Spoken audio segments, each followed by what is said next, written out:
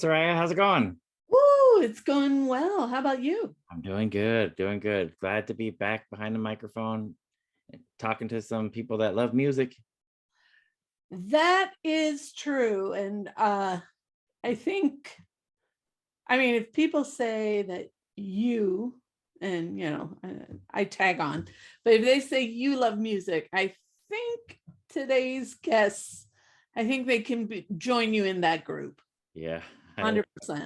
Yeah, my shirt's kind of a hint, maybe. It is, but why don't you let everyone know who's joining us today? Yeah, so today we have two special guests, and those are the co-hosts of the podcast, a podcast which I love very much. You Don't Know Mojack, Brant and Ryan from Western Canada. And these two have decided to go through the entire SST catalog sequentially from beginning to end. And they're about halfway into it. And they say if they're still around, they're going to make it to the end. So I think that's 4 or 5 years down the road. But we've got Brant and Ryan on today, fellow podcasters, and I'm very excited about this because I listen to their podcasts all the time. So, and I do too. And for our listeners who don't know it, you can find it on all the podcast streaming platforms. You Don't Know Mojack, but look, this is a daunting task to go through that whole SST catalog in chronological order. Yes. By release. It's pretty amazing, and they do it with a lot of heart. Yes. A lot of good humor and a lot of insight too. So, oh, absolutely. Should be fun. So, I don't know, Jeff. Let's get started. Let's do it. Let's go. Hi, this is Soraya. And this is Jeff. Our podcast is called Paisley Stage Raspberry and Rhyme, a podcast where the two of us play music that we like and share anecdotes and background about the tunes. We hope you'll join our conversation. And without further ado, a grooviar. Let's get groovy. Hey, there's Ryan. Hello, hello. Hello. How are you doing? Good, and you? Doing great. So it looks like... Mr. Brant. There he is. There he is.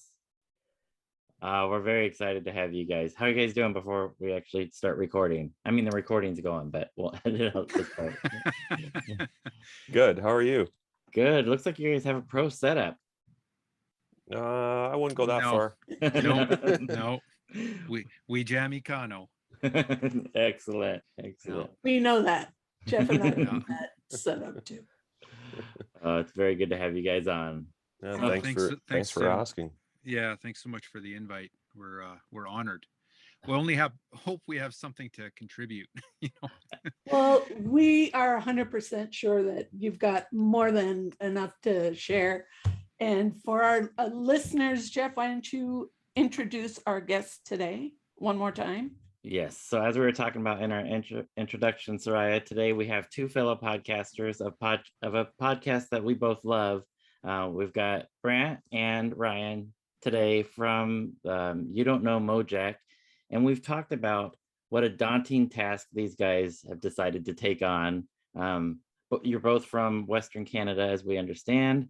And you guys decided for some reason to take on the entire SST discography, going sequentially through every SST records, which is completely fascinating and a concept that I absolutely love. But you guys might be a little crazy to go through this entire discography. And hopefully you make it to the end. We were talking about the fact that you guys are about halfway through-ish, somewhere around there. So you're still about 4 or 5 years off if you continue at the pace you're going. But anyways, welcome to the podcast. We're very honored to have you guys here today. Thanks for having us. We're big fans as well. So thrilled to be on your show. Okay, so we have to start with the basic question. So Brant and Ryan, how did you guys meet and where did you decide to start this project? Ooh, do you remember, Ryan? I probably remember both, but you can clean up and fix, Sure. all my mistakes as usual. I'm pretty sure that Brant and I met when I was working at a record store. I was probably a couple of years out of high school, and I was wearing a really obscure band t-shirt, this band called Pigment Vehicle, which is a band from Victoria, British Columbia, Canada. And they're a crazy like jazz punk band. If people know the Saccharine Trust Surviving You Always album, that's kind of what Pigment Vehicle sound like, but like way more. And anyway, so it's very odd that someone would walk into the store, as Brant did, and said, "Hey, nice shirt." And the rest is kind of history, but we ended up slowly getting to know each other as he was a customer, eventually playing in a band together for several years. Brant kept playing in bands after I finished university and moved away. And then one day I was in my office at work, and Brant texted me and he said, "Hey, do you want to do this with me?" And before he was done the text, I said, "Yep." And it was kind of, and that's like 7 years ago, and we had kept in touch for a long time, but always really good friends, and it's a great excuse to hang out every weekend. We hope we get to the end too, trust us. So Brant, why SST? Why did you decide to tackle this beast? Well, I mean, like, full disclosure, like, there's a huge community of like SST diehards, right, that know way more about SST than we did or possibly still do. And so it wasn't like I don't think we were SST diehards necessarily. Ryan probably knew a bit more about it, or was a fan of more of the bands than I was.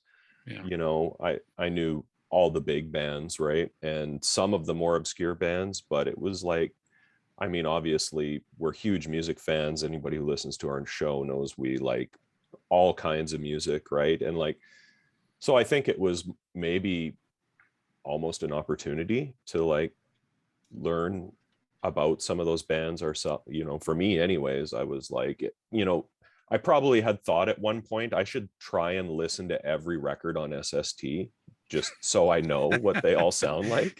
And why not do this at the same time? Maybe, I don't know. I mean, it's an iconic label, right? So like, if you have the idea, I guess, to do something like that, why not start with the best? I love that. There you go, man.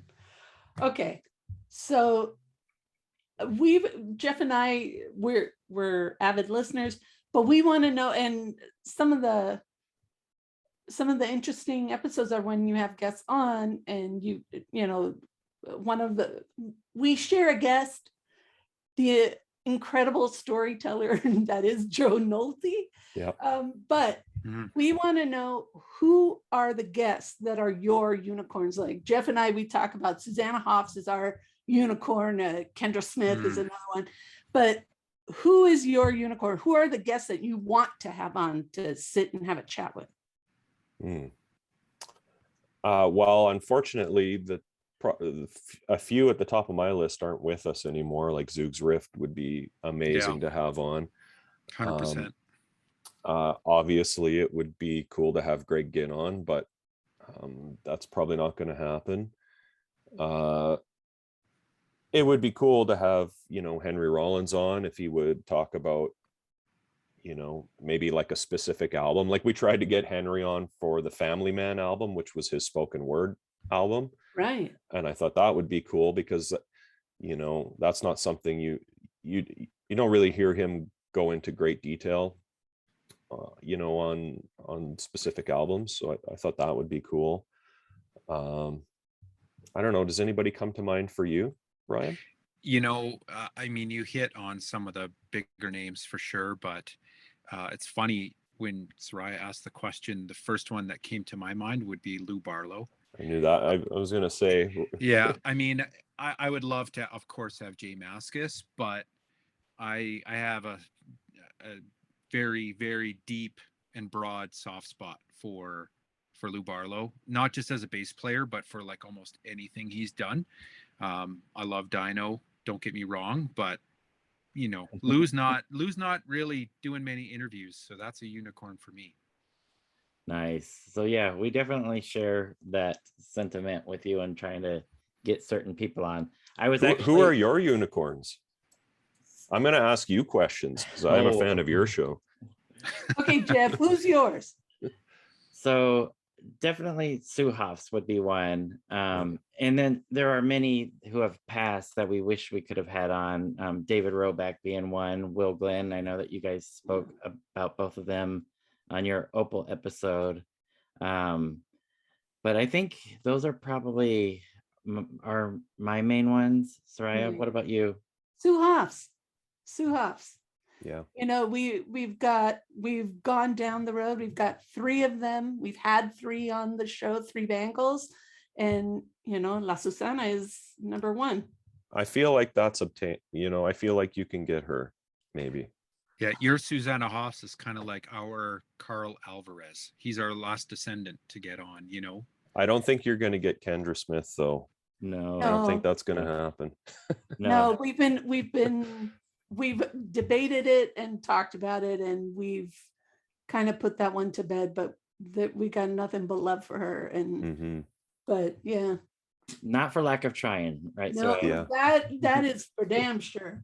but we did come to the conclusion that we feel that she would rather be left alone, and we would like to respect that. So for sure. Yep. Yeah. I've had people politely decline and as well, and you know, you have to respect that for sure. Absolutely. So a question that I had, I like how you guys have broken your podcast into different segments. You have the spiel segment, you have the history lessons 1 and 2, you have the ballot result, all Minutemen references, if I'm not mistaken. I think so. So how did you guys come up with these segments? Was it something that you came to together? Did one of you throw out one of the ideas? Because it's a great format. I love the format. It's got a great flow. Thank you. Who came up with that? Or was it a team effort? I don't know. I kind of feel like I would hate to listen to our first few episodes, or probably our first 30 episodes. They're probably terrible. First 100. Especially my interviews. Like I would probably be mortified to listen to them. So I want to say we kind of adopted that maybe as we went along. I think we had it pretty early on. I recall, like, even in my Mojack binder that I use every week, I've got like our original outline still there, scribbled down on the parchment. And I feel like it was an idea, but once Brant got the hookup to get the Mike Watt sound bites, it was a done deal from then.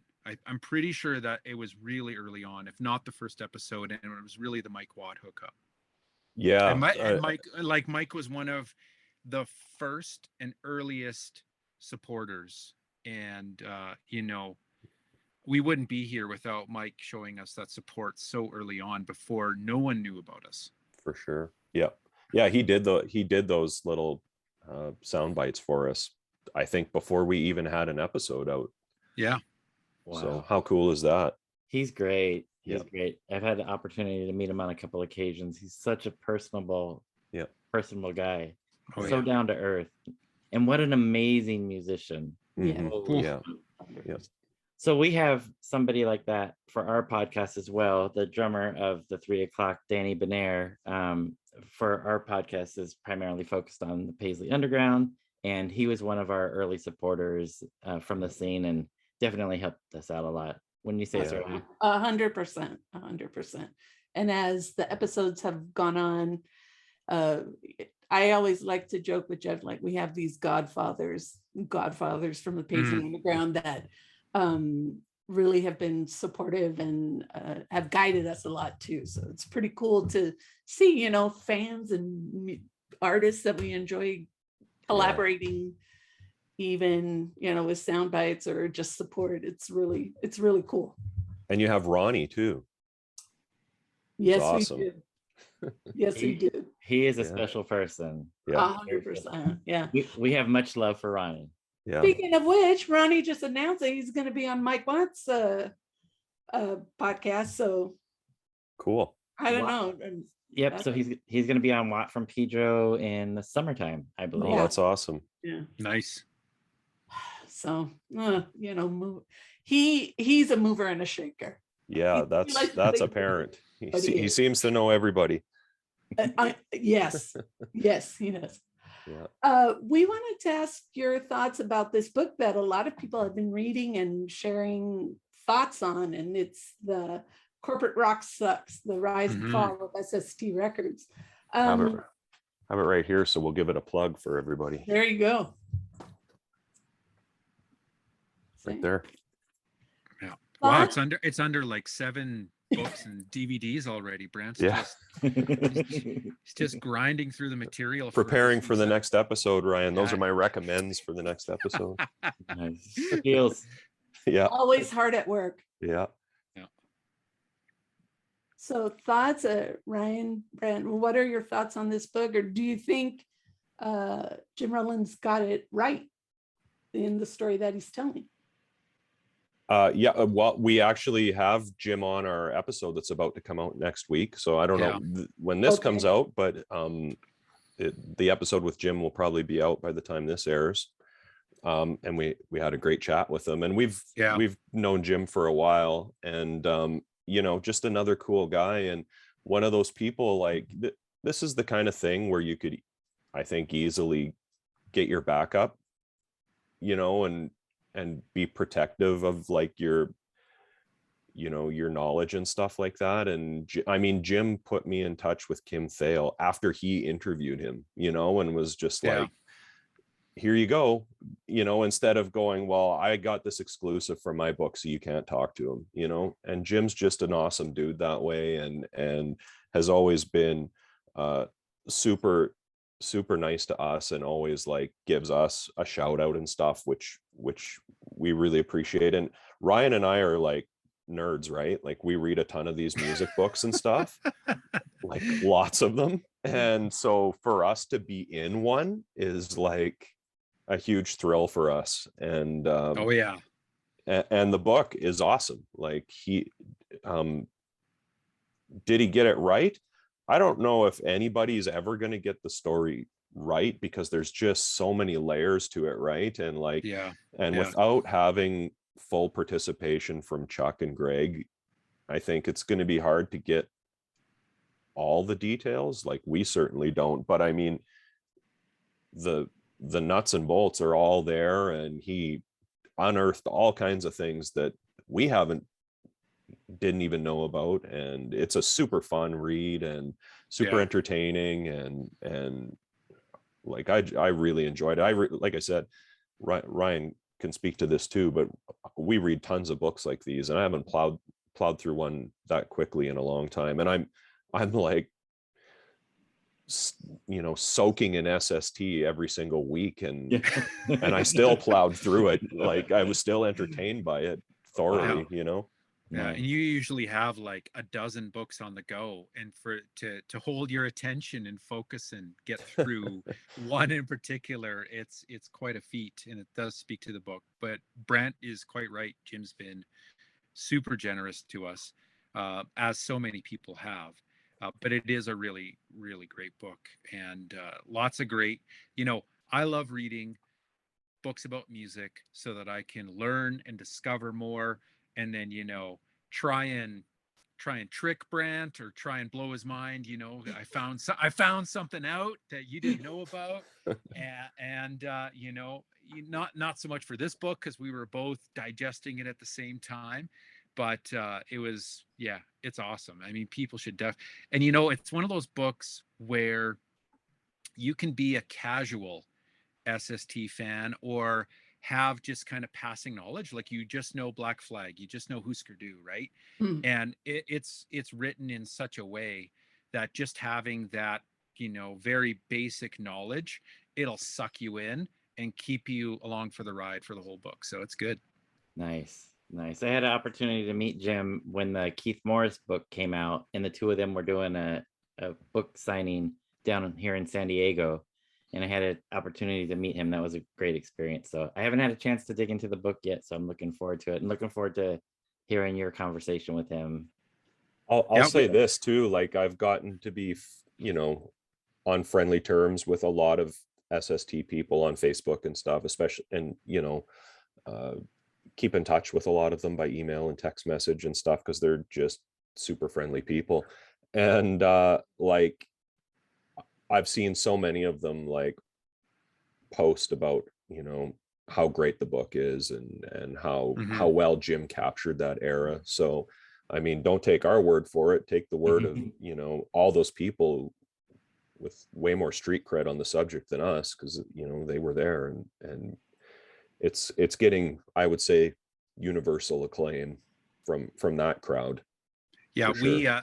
we when we just had him on too, I think the interview is about an hour long or so. I just finished editing the episode, and we hardly talk about the book at all during the interview. We really just talk more about Jim and his story, which is equally as cool and interesting. That's awesome. Oh, I like Very cool. Yeah, I'm excited to hear this one. So I have a question for you outside of the podcast. You're both musicians. I know, Brant, you play guitar. Ryan, you were a bassist, right? Yeah, long ago. So what these days, are you guys still doing music? Still playing music? I tried to take it up again.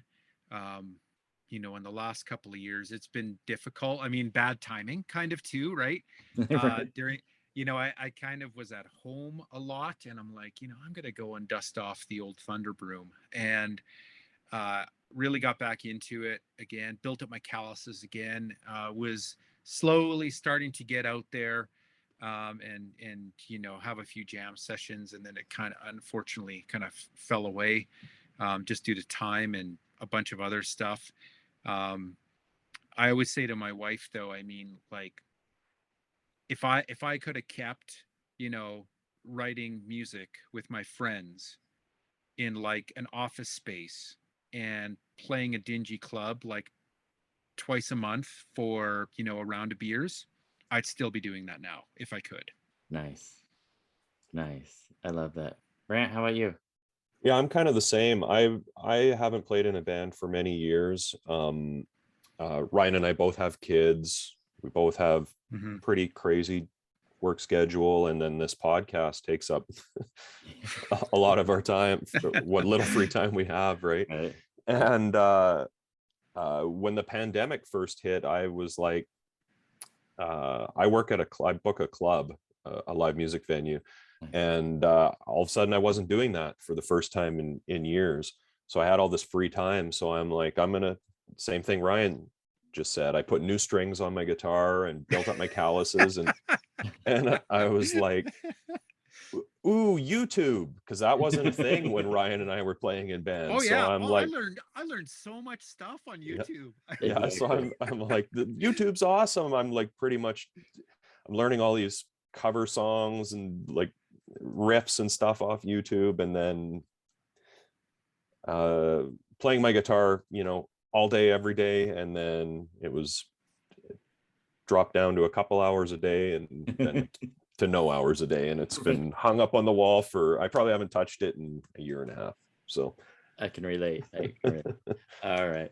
So you guys, one of the main reasons, other than us being big fans of your podcast, one of the main reasons that we wanted to talk with you guys is there are some connections between the scene that we cover, the Paisley Underground, and the SST discography. Not a whole lot, but there's a little bit of overlap, and we wanted to mention some things. And we won't go into any details, because if anybody needs details, go to You Don't Know Mojack, because there's some great details. In fact, I was re-listening to episode 103 today, your Opal Happy Nightmare Baby. And Brant, man, you did some digging. If anybody needs to know anything about Opal, listen to this episode, because it has everything. The history lesson is insane. Yes. So we're talking about this album. So it's the Opal Happy Nightmare Baby. For us, it's a connection with, we have got David Robeck. Oh, looky there. Twins. Triplets. So David Roback of the Rain Parade, who's the big part of the Paisley Underground, as you guys mentioned in your podcast. And we recently came across this little CD, which is a reissue. Ooh. And there's a story behind this that we were hoping to talk about on one of our podcasts. We'll see if that happens, because this was supposed to happen and it got to the point, obviously, where it was manufactured and didn't quite make it to commercial release. And there's a story behind that. But you guys have any general thoughts about Opal Happy Nightmare Baby? In my opinion, it's definitely a fluke for SST. Yeah, you know, I was thinking about this today, and I probably should have listened to that episode too, because I used episode 103.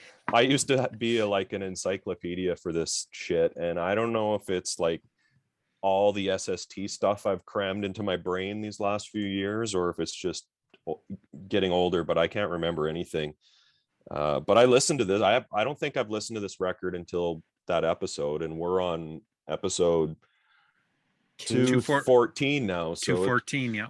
It's been a while since I heard it. I listened to it today, and Me too. I was struck by like how sparse the production was, in a good way, though. Yeah. I think like the song "A Falling Star" was it's like, I think it's just like guitar and tambourine, you know. Yeah.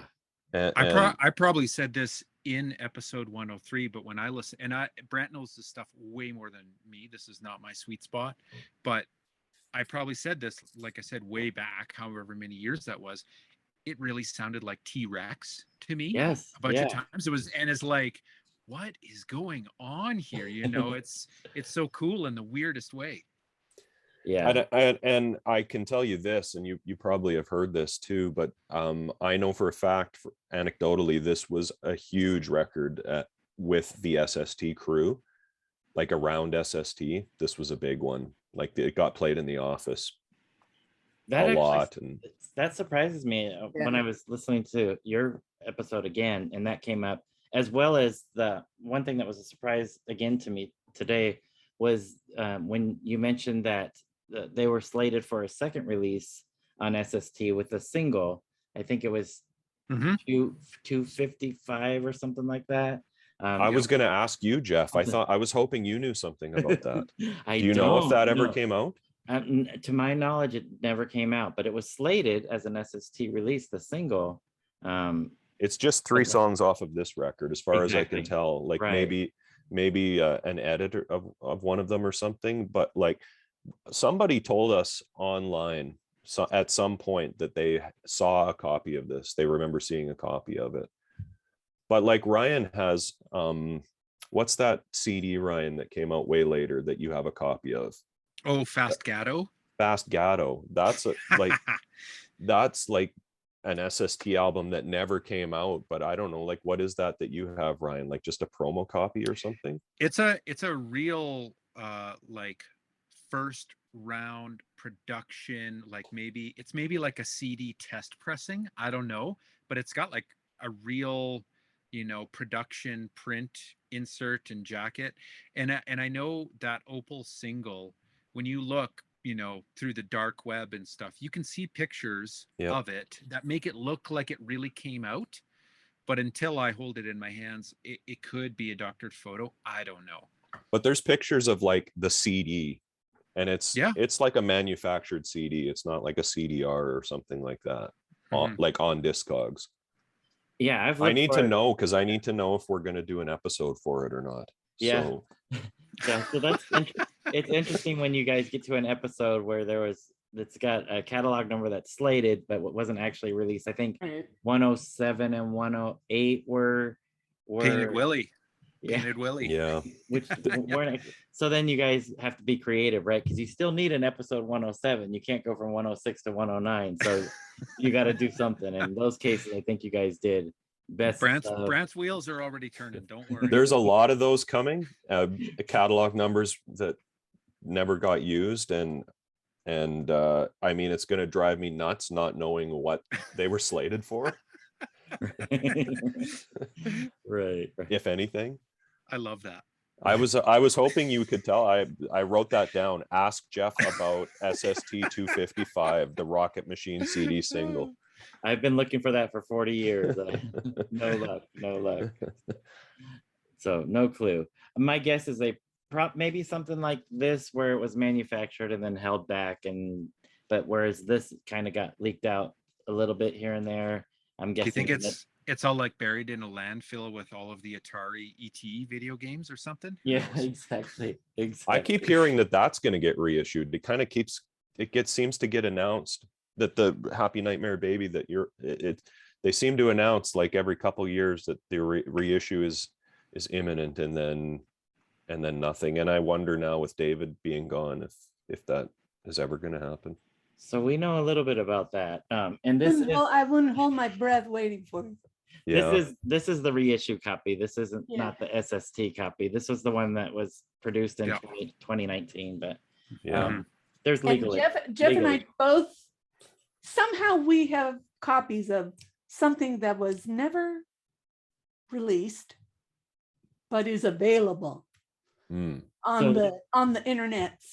Say no more. But and not from an insider. Do you know a guy? You know a guy who knows a guy? Amazon. but that's the thing is then, somebody gets a copy or has copies like the ET game. And wasn't that a couple of years ago, someone found like in a landfill, a huge box with that game. And then, the market just went, but with that one, there's been so much lore about this re-release. And then unfortunately, David Roback leaves us, and all the little information we know is no. It's too bad you can't get Will Glenn on the show either, because he like played in every Paisley band ever. I think Literally, he played in all of them. It's true. Yeah, played with the 3 o'clock, played Rain Parade. I mean, yeah. Unfortunately, he's not with us, so yeah. So we have a thing on our show called the SS Tree, right? where artists are on the tree, and like and interesting ways that people connect to SST. And Keith Mitchell was in Monitor, who were really connected to the Meat Puppets, as I'm sure you know. So that's another SST connection with Opal. Actually, so I was familiar with Roman's Monitor. I'm not familiar with the connection with the Meat Puppets with Keith Mitchell. So Lori, what's her name? Lori O'Connell? O'Connor? She was in Monitor. She managed the Meat Puppets early on, and that Monitor album, there's a Meat Puppet song on it. Mm-hmm. Like them performing a song on the Monitor album. That's right. Yes. Yep. Yes. Ah, nice. Meat Puppets are one of my all-time favorite bands. Yeah. Great band. Well, we're gonna sneak something in on you guys that you're not expecting. So David Roback is a connection for both of our podcasts, since he's part of the Rain Parade and hence part of the Paisley Underground. Bangles also has a connection with SST by way of their original bassist, Annette Zelenskis. And it's with this. Yes. Yes. So Blood on the Saddle, an interview that you guys did with Greg Davis of the band. So Annette from the Bangles actually made it onto SST by way of this album. How did you guys like talking to Greg when you talked about this album? Greg was awesome to talk to. I was going to sneak it in on you, so you scooped me, but this is the best Bangles album right here. Agreed. I think, or this EP. Ryan got me this. You got me this, Ryan, off of eBay, because Ryan's like Mr. Discogs in eBay, and back when there was no Discogs. And I got this. I wanted this because I was a huge fan when I was a kid of the movie Thrashin', and the song. There's a song on here called "Want You," which is the best Bangles song ever. And I'm not going to disagree. I'm not going to disagree. And it's in that movie. And I was gonna spring this on you and say, what is the SST connection? Nice. So you Well, already know. foiled once again. There you go. So that explains why, Brant, why you're doing a podcast with Ryan here. Because if this guy can get you a EP from the early Bengals, he's worth sticking around. So That's right. I'd say he's a keeper. He Yeah. puts up with a lot for the the steady flow of filling his want list. Yes. But yeah, that's a good record. That Blood on the Saddle record. That's Mhm. an SST like dark horse for sure. Hidden and gem. quite different from the EP that you just showed. So Annette's definitely showing some different sides. I mean, there's some rawness to both of those releases, which is why I prefer the EP, like you, Brant. But Yeah. Ryan, were you going to say something about Blood on the Saddle? No, I mean, just it's one of those hidden gems on the label, and Brant was somewhat alluding to this kind of experience that we're having with the label, where we went through Opal like however many years ago. Same with Blood in the Saddle, and you flash it up, and I'm just like, oh man, Blood in the Saddle, I gotta listen to that. Every time. It's been so long, but we do have, like, it's incredibly stimulating, fun. We get to hang out every weekend, but it's so weird listening to music with such a intended purpose in the way that we do every week, right? Similar to you guys. And then you're so hyper focused and you listen to it, and then you're just like, what happened last week? I can't even remember, because you immerse yourself in it, and so you show that. I'm just like, oh dude. And there's other excellent Blood in the Saddle. I haven't listened to those records forever too, right? Yeah, I can totally relate to what you're saying, because after we do an episode, then we're on to researching for the next episode and just being immersed with that next record. And you just get so into it, right? You're so into the record. And then And our whole thing is like to apply, some of that SST work ethic to our show. So we try and do we do every week. We go every week with our show, and like, so it's really like on to the next thing. understood. Yeah. Sorry, what do we have next? Episode 189, but the last confession. Yes. All right. And not surprisingly, one of your longer episodes. And I think yeah. Thank Joe Awesome. Nolte. Well, thank you guys for putting us in touch with Joe, and one of my favorite guests that we've had. And we when we got to our 200th episode, I challenged Ryan to pick 5 records from the previous 100 records that blew his mind, and then I would do the same. And I made a stipulation that he couldn't pick anything by, like, Dinosaur Jr., Husker Du, Firehose, Minutemen, Descendants. Like, I wanted to hear, like, what were your 5 obscure picks, and this was one of mine. Oh, Yeah. nice. This is just a phenomenal record. Agreed. Yeah. Yeah. And I think, was it Going Gone that made your ballot result record? So yeah. The second you flashed it up, the song just starts going in my head. It's like that's not just an earworm, it's an ear, right. like, everything, right? Yeah, absolutely. Yeah.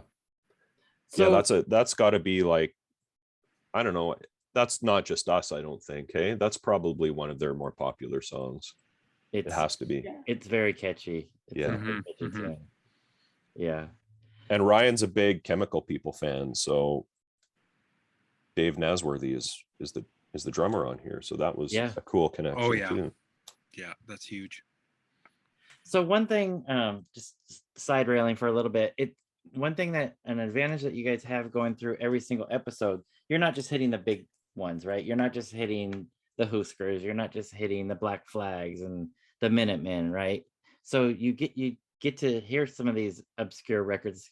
I think, Brant, you mentioned when we first started talking that you probably didn't hear every single SST record before you started to do this podcast. So you get to hear these obscure releases And that's something that I think is very special about your episode. You're not skipping over anything. Everyone's getting hit. Mm.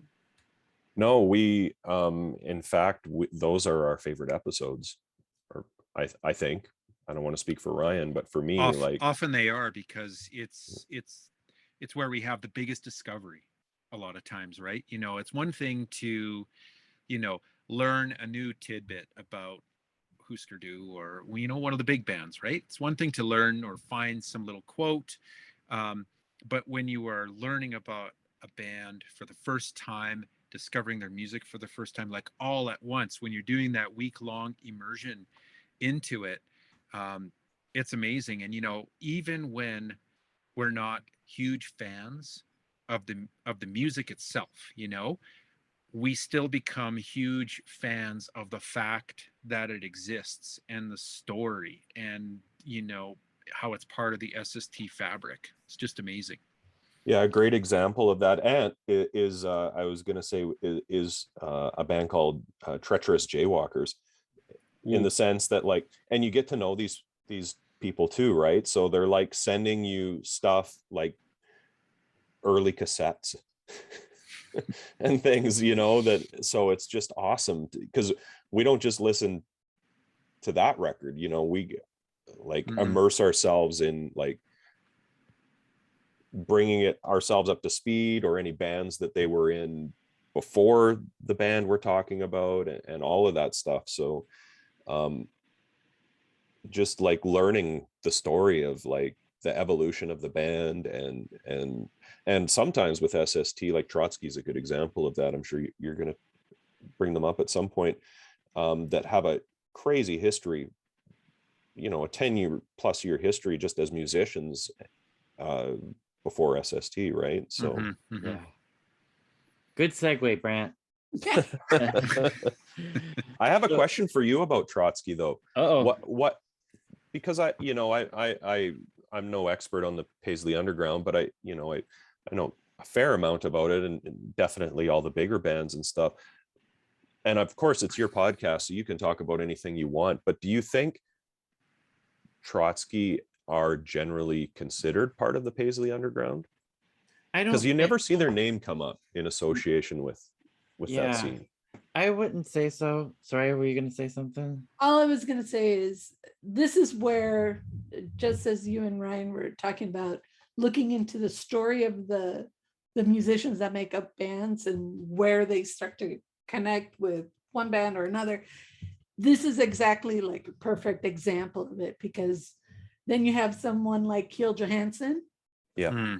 you know, with Narrow Adventure connected to Wednesday Week. So, you know, Jeff and I like to talk about a Paisley Underground kind of nucleus, and then kind of these ripples and alternate but connecting universes. And I think this is a great example of that.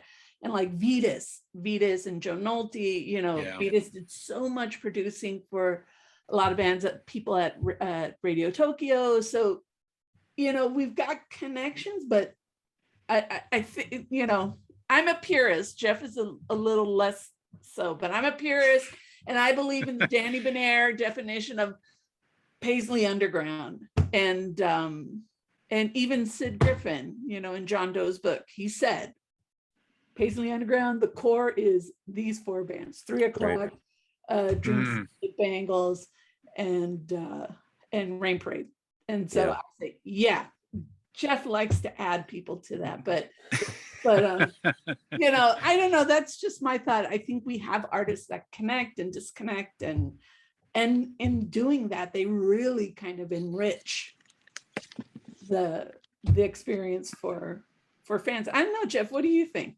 Yeah, so I would definitely agree, but much like you guys have the SS tree, so there's these connections, and we started off the podcast thinking it was going to be about 6 episodes.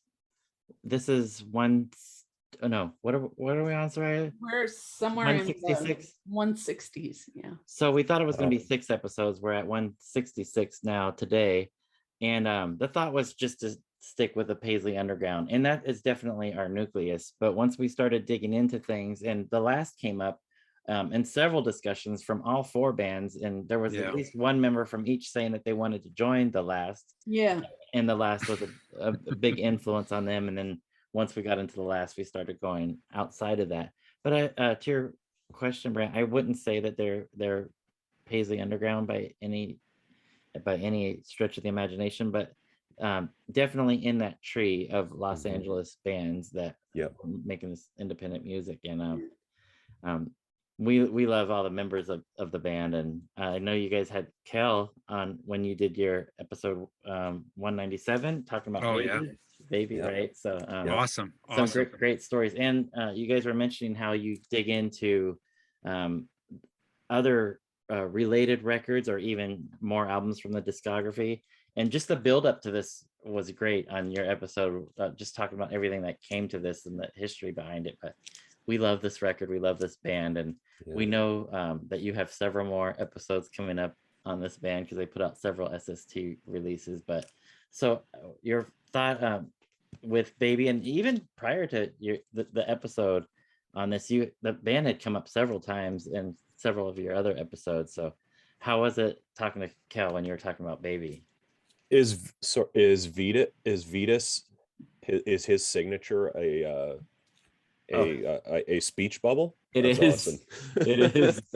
Yeah. Awesome. Well, before I say anything about that record, I'll just thank you again for putting us in touch with Cale. That was awesome. And super fun guest. And I loved learning about where the cover photo came from. Right. And hence the album title. Yep. But yeah, like all these people are just so cool, you know, like and they're just such nice people, and like they're like always like thankful that we're doing this, right? And like they're always, lots of them seem surprised that somebody's even interested, which just blows my mind, you know. Yeah, because there's so many of us, right? Yeah. I mean, I know at least a dozen people that are big, huge fans, as we are, of your podcast. So we're definitely not, I mean, it's a niche, but not a very tiny niche, right? So well, that's the cool thing about podcasting, right? Is like, who gives a shit? You're catering to a niche market, but like there's people that want to hear from Kel Johansson for sure, right? And absolutely. And I don't think some of those people realize that.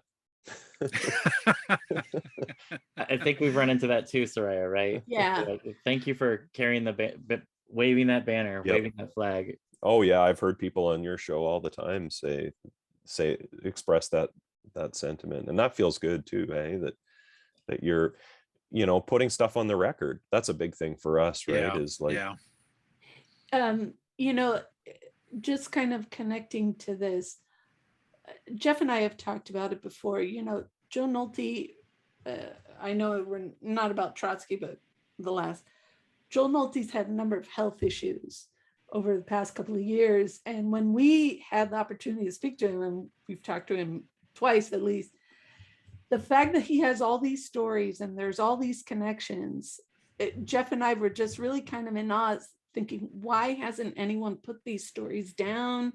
Why is there no record? And I was just glad that we've done it, that you guys are doing it too. There's a real value to, I think, what we're all doing, and that is creating some sort of oral history of a record label, of these releases, of these bands. And I think, Ryan, about what you said with bands that perhaps you didn't know too much about, but you know, their stories being told and being remembered. And I think that's something that, to me, it's not lost on me, that when we do an episode, we're really helping to kind of tell this story. And I find it fascinating. That's why I like the work you're doing. The two of you. Really, it's really extraordinary. Oh, likewise. I was gonna just more to show my street cred or anything, I was gonna bring up a few episodes of yours that I really liked, if that's okay. Please. And one of them, because I actually, believe it or not, one time thought about a different concept for a podcast. This is before Ryan and I did ours. I believe it. I was thinking to myself, what would be a cool episode, like not a whole podcast, but an episode. And my thought was to do one on Down There Records. Oh, and you guys did one, and it was super awesome. But I wanted to hear more about this band, Divine Weeks. and I wanted to hear more about this band. So I'm the Doctor's Ooh, Children. Doctor's Children. those are both totally wicked records. All those records on Down There are really good. And it was super cool to hear Steve talk about that label, and I just loved his attitude about it, where it was just like, as soon as it started to be not fun because it was getting like, he was getting too many demo submissions or whatever, he's like, yeah, I don't want to do this anymore. Yeah, right. That's hilarious, right? Yeah. He built it up to that point, and then I think he ended the episode by teasing that there may be some Down There related stuff coming, and I think he's already started to do that. So That's yeah, awesome. that was a great conversation. That's so cool that you've had Steve on a few times, right? Yeah. Yeah. He's been a big help, a big support for us as well too. Yeah. So when I look at the SST discography, and I know, like I mentioned, you guys are about halfway through, and I look into the future, and I just see records that are coming up, and I know Oh my gosh. I know there's going to be some discussions coming up, and I'm getting very excited. Keep But, them coming. Oh yeah. Yeah. Keep going. But Yeah. there's a bunch that all of them are great to listen to, but there's definitely some that are in our wheelhouse that we're really looking forward to. So we definitely hope that you guys keep doing this, and it sounds like you guys are having a lot of fun. Soraya and I were talking about before we came on that we love how you guys interject humor into your episode. there's passion, and one thing that I really appreciate about you guys is the fact that there's a level of honesty that I don't think that I can muster up. And that's if you have a release on there, you have no qualms about saying that it's not your favorite. That's something that would be hard for me to do, but like Soraya, you guys are quick to give your honest opinions, and I really appreciate that. Oh, thanks. Yeah, well, fortunately, 95% of it or more is totally awesome. And even if it's not something you're going to go back to, we can find something. We can find something good, redeeming about almost everything, right? Or you can appreciate what they were doing or the artistry of it, even if it's not your cup of tea. You can appreciate why some people would like it, right? Or absolutely. Yeah. Except for the Master Dick EP, I think that might be the one where like forget it. Or wait, Brant, you were hard on Star Power, right? Just because of the corporate rock. Yeah. Two Sonic Youth releases, one of Brant's favorite bands, I think got the harshest reviews by us. I was thinking about SST and the Paisley Underground, and maybe a little bit about how they're related. And I was thinking, like, if you think about the other big bands that either weren't on SST or weren't part of the Paisley scene in LA, like say a lot of the hardcore bands, like say TSOL or even Suicidal Tendencies or some of those kinds of bands, they were really rejecting everything that came before. But like the Paisley bands, obviously all were big fans of Neil Young and Buffalo Springfield, and of course the Byrds, and the SST crew was not afraid to wear like their love of Sabbath and Blue Oyster Cult and CCR and Hawkwind, Blue Cheer, free jazz, all that stuff. Yeah, the Grateful Dead. Yeah. I really think that makes SST stand out, especially as you go deeper into the catalog. And same with those Paisley bands. They really were not afraid to say, no, this stuff's cool. You can be into punk rock and not shun everything that came came before that. And that's something even I did when I was a kid, right? Like, okay, I'm a punk yeah. now. I can't like AC/DC anymore. Right. Yeah. And right. these people didn't do that. Because, you know, and that's cool. That's interesting to me. Absolutely. When the Husker Du single for 8 Miles High by the Byrds came out, I was thinking, what are these guys doing? These punkers from Minneapolis, and they're doing a Byrd song. And fantastic cover, by the way. I absolutely love that single. But yeah, to your point, it's embracing what came before, but still doing something absolutely new with it. Yeah. Mm-hmm. So, favorite SST release? Can we have you guys be so bold? Ooh. Or is that too big of a question? Can I give you my favorite Paisley Underground release instead? Yeah, yes. do that. I don't want to answer. I picked out a big stack. I'll answer. You know, if pressed. This is not my favorite, but you guys turned me on to this record, so thank you for that. Oh, Wow. This is a good one. I didn't know this band even existed, to be honest with you, until I heard about them on your show. Dude, I read about that in the book. We Can Be the New Wind. There you go. I just read about them like for the first time ever last week in that new book. This isn't a favorite either. I pulled out a whole bunch of records, so Okay. I have to flash them at least. Please share. Do you know this record, Dream 6? Is this a Paisley record? I'm not super familiar with that. I know that I had that at one time and I don't have that now, but it's a great title and a great cover. So it's Jim Manke, brother of Earl Manke, and Jeanette. I'm going to butcher her last name. It's not because it's not written on here. From Concrete Blonde. Yes. They went on to form that. Yes. There you go. Yeah.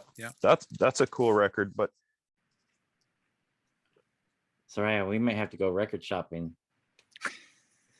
this is one I wanted to.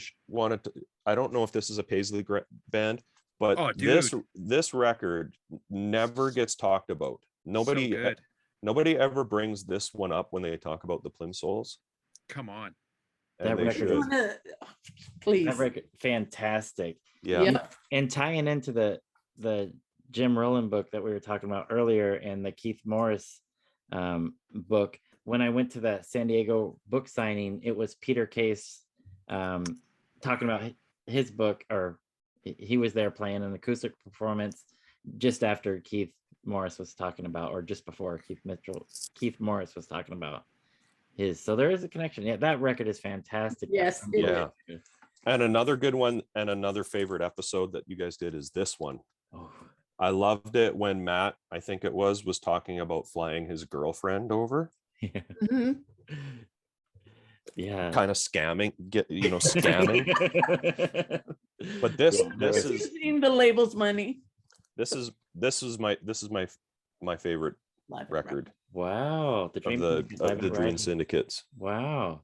Look at that. Because it's got Paul B. Cutler on guitar. Yeah. And I just love his guitar playing. And I think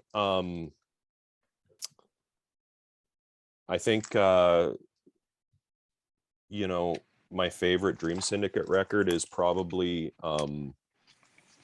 not The Days of Wine and Roses, which is typically what people pick. Yeah. I think it's the one that came after that. I'm having a brain fart. Medicine Show? Yeah. And this one's got lots of songs off of there, like The Medicine Show. Is that a live record? This is a live record. Yeah. Okay. Yeah. Raji's. Come on, Jeff, pull out your copy. It's buried over there. I gotta climb over work stuff to get to it, but that's a really good one. And Paul B. Cutler just goes off on that album. Absolutely. Great guitar player. So they only had him for a short period of time, but made some great records and some live shows. Yeah. And we've only heard good things about Paul B. Cutler. And we will say, we were talking about unicorns earlier. So we tried reaching out to Paul, but unfortunately he did not accept our invitation to join the podcast, but he would be one of our unicorns as well. Yeah, that would be so awesome. He's played in so many cool bands. Absolutely. Yeah, Yep. absolutely. So you guys definitely went around my question of the favorite SST release. Okay, I can respect that. I can Okay, respect I'll pick one. I'll pick. I have to go with My War probably because Yeah, it was I'm just not like surprised. Black I Widow. I it was like a gateway drug for me for sure, and I still listen to it if I have to go into a really stressful meeting or something like that and like be aggressive, I'll put on My War and Nice. just like psych myself up. I love that. So- And like you guys, it probably changes day to day or week to week. And why do you have to narrow it down to one favorite release? I get it, but just for fun. And Ryan, you kind of cringed when I asked the question. Oh, So it's it's so like, who's yeah, your favorite child, right? yeah, I know. We had such a hard time picking our top 5 relatively obscure releases from episode 100 to 200, much less the number one of all time, right? Yeah, And understood. so, and I'll I'm assign just you one, Ryan, if you want, because I know no. probably what it is. Well, I would. Well, I don't know. Is it Maybe you New Day do. Rising? I bet it's that. You know, Right. I'm cycling in my head records by Husker, Dino, and probably Firehose. The one that keeps flashing in my mind the most might be Raging Full On. So, how about that one? I New love Day that. Right, but you know, like, oh man, Raging Day Full On Rising? is a record Ryan and I think bonded over too, hey? When For we sure. first met each other? Oh, 100%. You know what? Okay, so here's a great Brant story, okay? So I'm working at the record store, and Brant and I are just starting to get to know each other, you know, like, do you like this record? Oh yeah, they're cool. Yeah, yeah. You know, like just feeling each other out at the record store, right? And then I'm taking the bus home after my shift is over, and where we grew up, or where I grew up, and Brent moved to that city at that point. All our buses are green, and so he used to call me, you know, the green limousine. I'm gonna go take the green limousine home, and Brent has got, I think you had like a Geo Metro or a Chevy Sprint, like it was like a little tiny 2-door, right, a stick shift. And Brent's like, "Oh, I'll drive you home," and I'm like, "Oh, cool, okay." I'm like, free car ride from a stranger, why not? And so and then we get to and you know, the town we lived in, it's like a 10-minute drive anywhere. And we got to my place, and I said, "Hey, well, do you want to come in? Look at my let's go look at my records, right?" And Brant comes in, and he sees I've got My War on vinyl, Fringe Records version, though. That's a Canadian licensed version of My War, Fringe Records. And Brant, I remember like him flipping and pulling it out, and him just going, "You're lucky to have this," you know. And you know, I think I've told that story on the podcast before, but Brant mentioning My War, and it's like, you know, that's like one of our first moments was over the My War record. Wow, I love that. That's 20 plus years ago for sure. Wow, wow. So there's a history, yeah. So Oh, yeah. yeah, Raging Full On is a great record for me. All the Firehose releases I love. If I love too. And New Day Rising is a great release. But I think my ultimate favorite SST release is Up on the Sun by the Meat Puppets. Yeah, tough I mean, to it beat was that one. way. it was Yeah. such a departure after the 1 and 2, their first 2 albums, and then they go from this more aggressive sound, more of a raw sound, and then they have this more, I know people like to say country influence on it, but there's definitely more of a little bit more pop, I guess you would say, compared to 1 and 2. But Up on the Sun was a release that when I first listened to that Meat Puppets record, I was blown away. But That's a what killer departure record. was. So, I actually listened. Meat Puppets are a band I'll go back to over and over, but I actually listened to that record just recently because of Jim's book. Something he said in it was like oh, I gotta go listen to that. I'm intrigued. Yeah. I'm definitely intrigued. Congratulations The on making the book, you guys. So Thank you. that's definitely an honor and well deserved.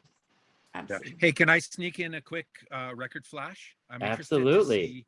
So Brant knows the Paisley Underground way better than me. Like I said, that's not my sweet spot. But I went digging in my shelves for some Paisley, and I came across this one, which I forgot I had. Battle of the Garages Volume 3, Yes. the Paisley Underground. Where does this one sit with you guys? Because I listened to it today, and it just sounds like good old-fashioned 80s garage rock to me.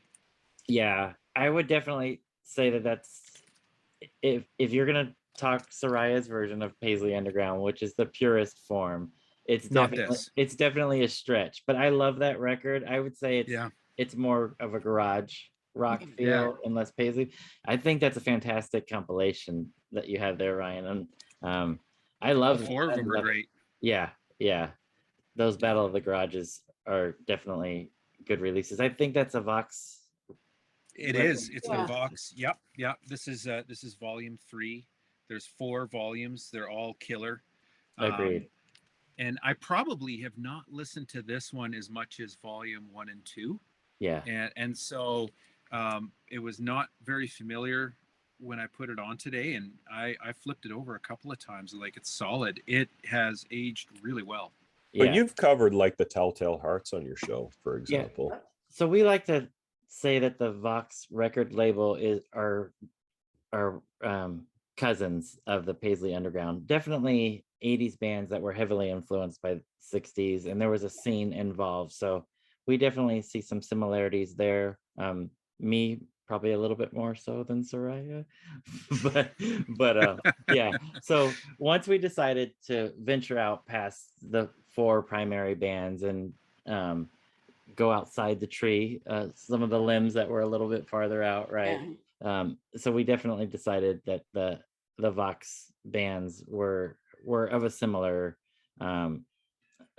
similar love for music of the 60s, but bringing it into the 80s at that time. So yeah, that's a fantastic compilation, Ryan. I'm glad you brought that up. So I mean, it's got the name of the scene right in it, the Paisley Underground version. So I have a recommend too then, since we're doing that. I wasn't going to bring these up, but Spiels. Do it. I have my pen ready. Do it. This is a recommend. I'm wondering if you know about these compilations. These are newer. It's these 12-string high. I know you've talked about 12-string. You had an episode, I think, about 12-string Rickenbackers, right? Yes. You mentioned these before. Yeah.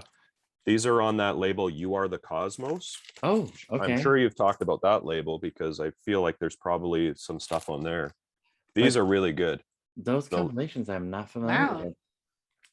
But I don't know if like the Sid Griffin is on this one, but these are really good. And you can probably still get these. The Parson Redheads, they're a cool band. These are good. These are really good. And they're all like, look at the back cover. It's all 12-string headstocks. I'm loving this. Yeah. These are all of these songs. These are all double albums, and they're all songs that are played with 12-string Rickenbackers. So Brant, when were these released approximately? They're pretty new. They're not that old. Like 3, 4, 5 years ago. Oh wow. Yeah. I'm definitely gonna have to go on Discogs now. Yeah, you can probably still get these from You Are the Cosmos, I bet. Nice. Even better. I got these direct from Get Hip, so nice. Thanks for that recommendation, for sure. Yeah. We'll probably be talking about it in a future episode. Absolutely. Brant always earns his keep somehow, you know. Well, it sounds like it goes both ways, so I think you guys make it a good team. And if the podcast is any indication, then absolutely. As Soraya was mentioning, you guys bring out the humor, but still bringing out great information. Again, I totally recommend for our listeners to go check out the podcast. And Soraya, I think we discovered you can find it pretty much anywhere, right? You Don't Know Mojack, wherever. Yeah, I've seen it across a number of different streaming platforms. So. And then you guys have your webpage, and you're on Facebook as well. You Don't Know Mojack. We don't have a web page because we stopped paying the hosting fees. Oh. They are on Twitter. Like Ryan said earlier, we jam Econo, so yeah. We are familiar. We know the model. We can relate. So one last question. Anything that you're looking forward to in the future and wrapping up this next 4 or 5 years? Any releases that you see coming down the pike? All of them. In fact, Yeah. like these are like our next 2 episodes. I have the records here because I'm prepping. These are like Look at this. Grant Boom. Hart, Intolerance, Boom. and Dinosaur Jr. Bug. Wow. So like if anybody, you know, thinks our best years are behind us, Yeah. like There's not proof. even close. Otherwise, yeah. There's proof contrary. Yeah. So Ryan, anything for you that Well, Brant kind of alluded to it. So did I. I mean, Dino is like really, really high up on my list. So Bug. Yeah, it's hard to pick. I mean, I'm looking forward to forcing us to find new things to say about stuff we've already covered too. Oh, That's like super, super challenging. We're already hitting some of it. And so any particular releases, all of them. But I'm really interested at how much harder it's going to get too. I think you guys are up for the task. I think there's good people tackling this. So thank you. thank you guys. Your show's awesome too, by the way. Yeah. I'm a big fan. I always listen to it, and I always learn new and interesting things. And I'm always like, you always cost me money because I'm always like trying to track things down that you talk about on your show. Yeah. And you give like, I think I talked about this on our show. I got the True West box set, the CD box set, and just like being able to listen to that and then listen to like a deep dive on it is awesome. And the Bill Bartell episodes, those are so awesome. Those were fun. Yeah. Yes. Yeah. We want to do some more of those. We understand there's a documentary. Yeah. So yeah, I was going to ask you if you knew what the status of that was. I think Dave Markey's making it. Yeah, absolutely. Yeah. So we were fortunate to have him on our show, and they're continuing the interview and filming process. So I think editing is a little ways off. So right now they're still getting content and actually jumping on some plane trips to visit people on different parts of the country. So right on. Sorry, Jeff. Yeah, you're trying to wrap up the interview and I keep bringing up new things. So sorry about that. No, we wanted to respect your time. So yeah, I could go on talking to you guys forever, but I always try to keep to an hour because I came on with an agenda, clearly, right? So like I actually have a list of questions here for you guys. So we might have to have you on our show sometime so I can just grill you. There you go. Yeah. We're open to a question or two. I don't know if we have an answer, but all right. Well, thanks again, you guys, so much. And thank you so much for undertaking this. SST is a big deal to me. I want to say that was probably Up on the Sun was my gateway, and then went back. And I really, really like your approach and doing release sequentially from beginning to end. You're not going to miss anything. So thank you guys so much for all of your time researching, and thank you for all the time, because I know it takes a lot of time to edit these and put these out and research. Soraya and I both know this is it's an undertaking, and we really appreciate what you guys both have done. Thank you, and back at you. And love your IPR podcast, Jeff. So keep that going for sure. Yeah. That's awesome. Well, I was hoping that you didn't see that because I copied your idea to go sequentially. So I'm a little bit embarrassed to say, but yeah, I thought your guys' idea was so great. And not at all. I doubt we came up with the idea, but yeah. So it's anybody's free to do it. In fact, like we have suggestions for lots of different labels that people should be, you know, we don't have a monopoly on that idea. So have at it. But that's a good one to do. That's my homage to you guys, by the way. But I didn't want to come out and say it because I thought it was too obvious. No, it's awesome. It's a good one. Thank you. I appreciate Looking forward to more of it. Thank you. That was definitely influenced by you too. So thank you. Well, thank you both for having us on. We really do appreciate it. Keep it up yourselves, and let's get to the finish line, both of us. Let's do it. Well, there is no finish line for you. Yeah, You can just keep going on and on because now you've got all these garage rock bands to cover. You can, absolutely. Soraya, you can do the Chesterfield Kings and the Liars. It's okay. You can. I can. I Yeah. can. Yeah, I'm learning. All right, you two. Thank you so much. We really appreciate it. Thank you. Take care. All right. Thank Cheers. you. Bye. Soraya, what did you think about those two guys? They're a lot of fun. Yes, I'm glad we had them on. absolutely. They're so much fun to listen to.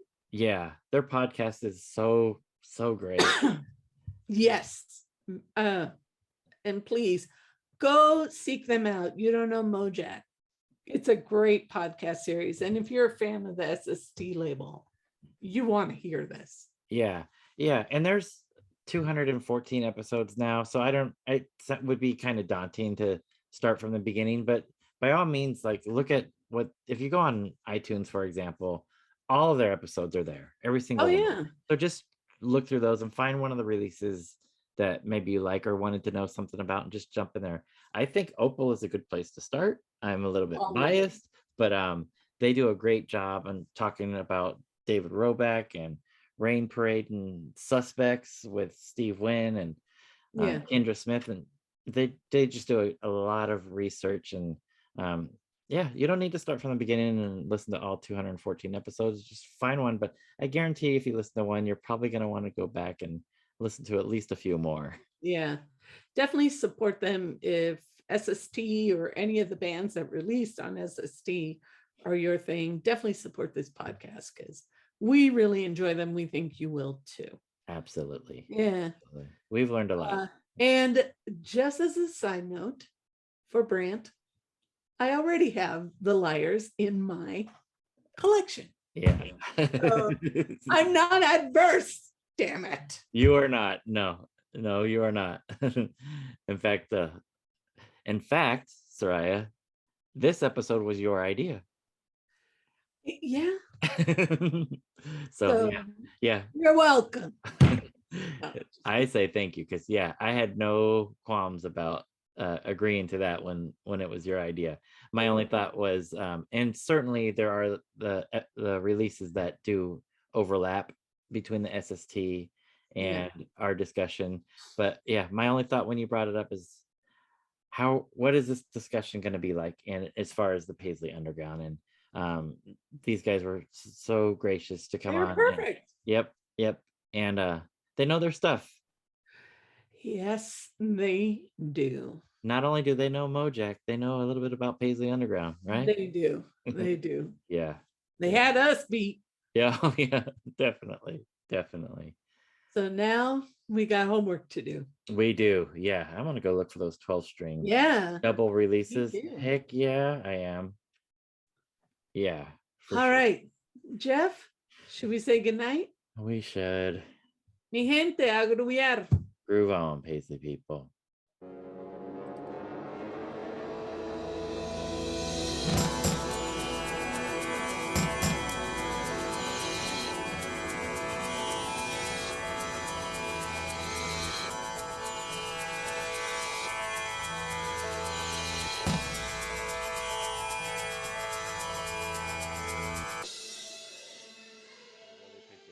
Thank you. Take care.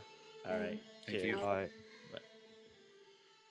All right. I'll stop. I was gonna say, Ryan, before you go, I said honestly, thank you guys so much for taking time to meet with us and chat with us for a little bit. Your podcast, yeah, you bet. Your podcast really means a lot to us. So. Oh yeah, likewise. Did Brant hang up? Yeah. He's so antisocial. I said goodbye. I said goodbye. So yeah. No, well, he's a busy guy. He's got lots to do. He's probably lining up an interview, and I'm just gonna edit until it's dark out. So So that's actually what I wanted to ask a little bit off air. So sure. I know a lot of the interviews, not all, but a lot of them are primarily Brant with the artists, right? I mean, he's like all but I think one, maybe two. I think I've only really been on like the one with Jim Ruland, the recent one. I was on that one, and maybe another one way back.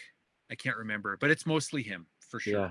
You But know, we have a pretty defined division of labor in order for us to fit it in our schedule week okay. after week. So Yeah. do you do the editing then, Ryan?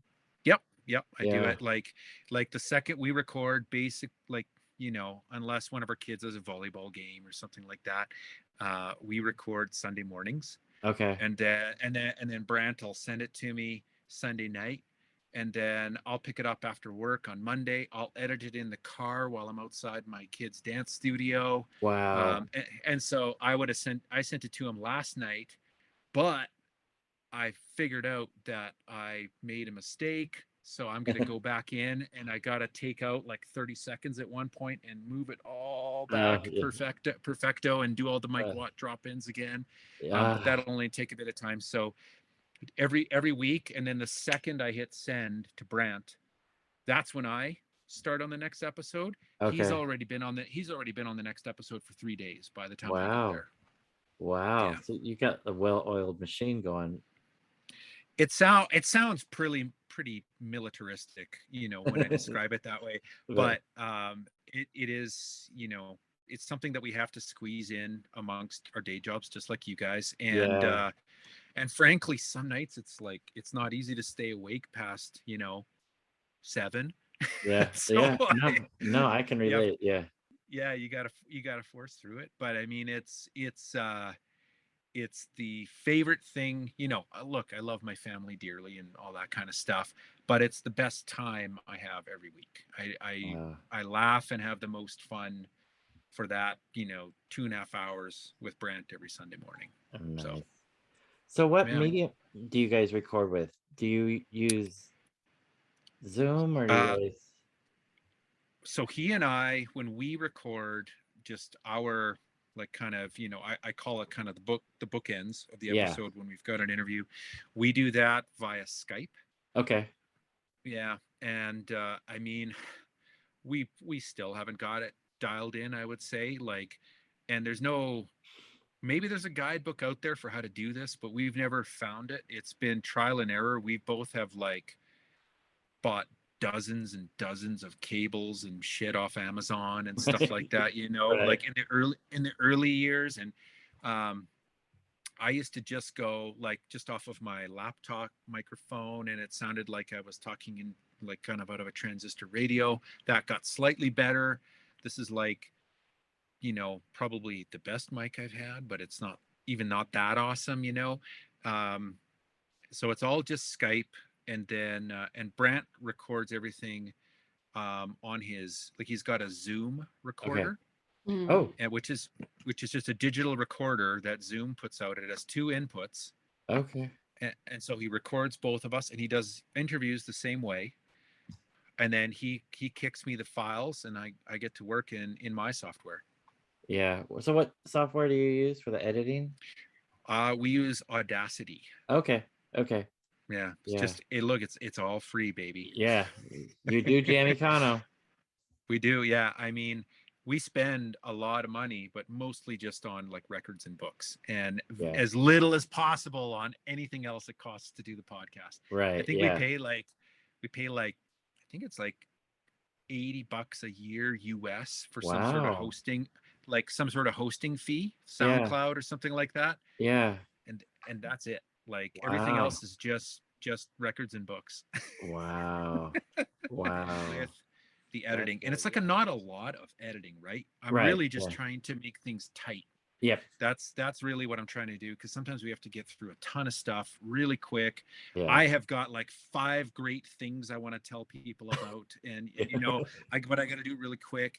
And it's more about that, but I find that it feels and sounds pretty natural, like you guys, like very conversational. There are podcasts that sound like super produced, like scripted, and A, we're not that good, and B, it's not who we are naturally either, to be Right. that way. Right. We have people make fun of our Canadian accents. We have people say, especially a lot of people say Brant's got a great radio voice, you know, like, and all that kind of stuff. But